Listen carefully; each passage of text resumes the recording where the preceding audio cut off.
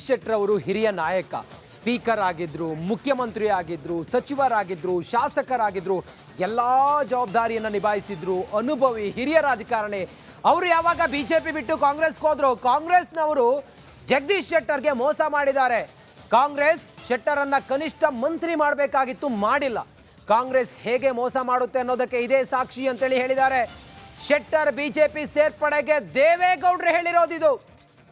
Hassan ಆಲೂರಿನಲ್ಲಿ H D. ದೇವೇಗೌಡರು ಹೇಳಿಕೆಯನ್ನು ಕೊಟ್ಟಿದ್ದಾರೆ. ಮೋಸ ಮಾಡಿದ್ರು ಶೆಟ್ಟರ್ಗೆ ಕಾಂಗ್ರೆಸ್. ಮಂತ್ರಿ ಮಾಡಬೇಕಾಗಿತ್ತು, ಮಂತ್ರಿ ಮಾಡಿಲ್ಲ. ಹಿರಿಯ ನಾಯಕನಿಗೆ ಅವಮಾನ ಮಾಡಿದ್ದಾರೆ.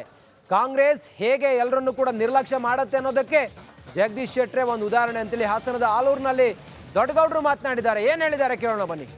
ಒಬ್ಬ ಮಾಜಿ ಮುಖ್ಯಮಂತ್ರಿಯಾಗಿ ರಾಜ್ಯಕ್ಕೆ ಸುಮಾರು 1.25 ವರ್ಷ ಸಮರ್ಥ ನಾಯಕನಾಗಿ ಕೆಲಸ ಮಾಡಿದಂಥ ಜಗದೀಶ್ ಶೆಟ್ಟರು, ವಿರೋಧ ಪಕ್ಷದ ನಾಯಕನಾಗಿ ಕೆಲಸ ಮಾಡಿದಂಥ ಜಗದೀಶ್ ಶೆಟ್ಟರನ್ನ ನೀವು ಪಕ್ಷಕ್ಕೆ ಕರ್ಕೊಂಡು ಬಂದು ಒಂದು ಮಂತ್ರಿ ಕೆಲಸ ಕೊಡಲಿಕ್ಕೆ ಕಾಂಗ್ರೆಸ್ಸಿನ ದೌರ್ಬಲ್ಯ. ಆದ್ದರಿಂದಲೇ ಈ ದೇಶದಲ್ಲಿ ಕಾಂಗ್ರೆಸ್ಸು ನೆಲ ಕಚ್ಚುತ್ತೆ ತಡೆ ಹಂತ ಹಂತವಾಗಿ ನೆಲ ಕಚ್ಚುವಂಥ ಮುಂದಿನ ದಿನಗಳು ನೀವೇ ನೋಡುವಂಥ ಕಾಲ ಬರುತ್ತೆ. ಇದಕ್ಕಿಂತ ಹೆಚ್ಚು ಹೇಳೋದಿಲ್ಲ. ಜಗದೀಶ್ ಶೆಟ್ಟರ್ಗಾಗಿರೋ ನೋವು ಅವರು ಸೇರಿಕೊಂಡಿದ್ರೆ ನಾನು ಸ್ವಾಗತ ಮಾಡ್ತೀನಿ.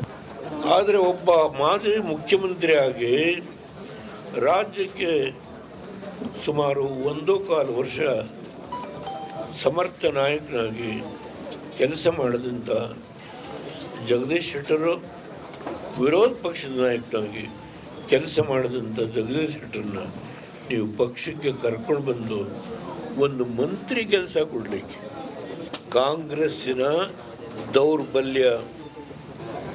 ಆದ್ದರಿಂದಲೇ ಈ ದೇಶದಲ್ಲಿ ಕಾಂಗ್ರೆಸ್ಸು ನೆಲ.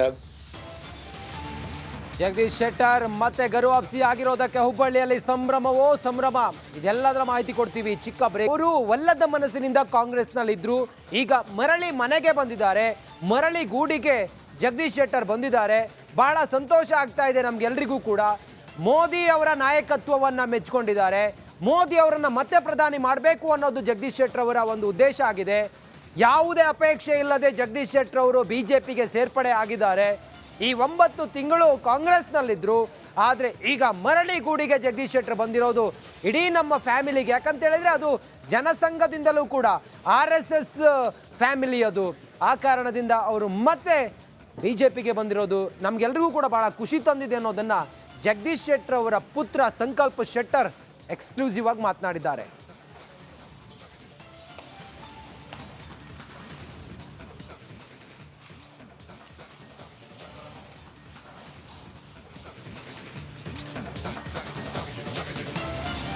ರಾತ್ರೋರಾತ್ರಿ ಒಂದು ಗುಮಾನಿನೂ ಕೊಡದೆ ಜಗದೀಶ್ ಶೆಟ್ಟರ್ ಅವರು ಬಿಜೆಪಿಗೆ ಸೇರ್ಪಡೆ ಆಗಿರೋದಕ್ಕೆ ಕಾಂಗ್ರೆಸ್ನ ನಾಯಕರುಗಳು ಕಿಡಿ ಕೆಂಡವಾಗಿದ್ದಾರೆ.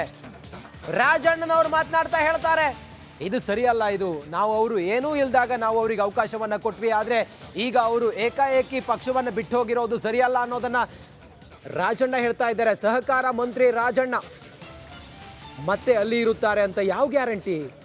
ಬಿಜೆಪಿ ಬಿಟ್ಟು ಬಂದರು ಕಾಂಗ್ರೆಸ್ಗೆ, ಈಗ ಮತ್ತೆ ಬಿಜೆಪಿಗೆ ಹೋದ್ರು, ಮತ್ತೆ ಎಲ್ಲ ಇರ್ತಾರಂತ ಯಾವ ಗ್ಯಾರಂಟಿ? ತುಮಕೂರಿನಲ್ಲಿ ಹಿಂಗೆ ಹೇಳಿದ್ದಾರೆ ಸಹಕಾರ ಸಚಿವ ರಾಜಣ್ಣ. ನಾನು ಈಗ ತಾನೇ ಮಾಧ್ಯಮದಲ್ಲಿ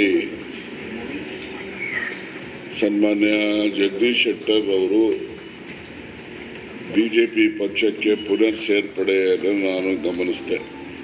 ನನಗೆ ಅದನ್ನು ನೋಡಿದ ಮೇಲೆ ಒಂದು ನ್ಯೂಟನ್ ಲಾ ಜ್ಞಾಪಕಕ್ಕೆ ಬಂತು. ನ್ಯೂಟನ್ಸ್ ಲಾ ಏನಿದೆ, ರೋಲಿಂಗ್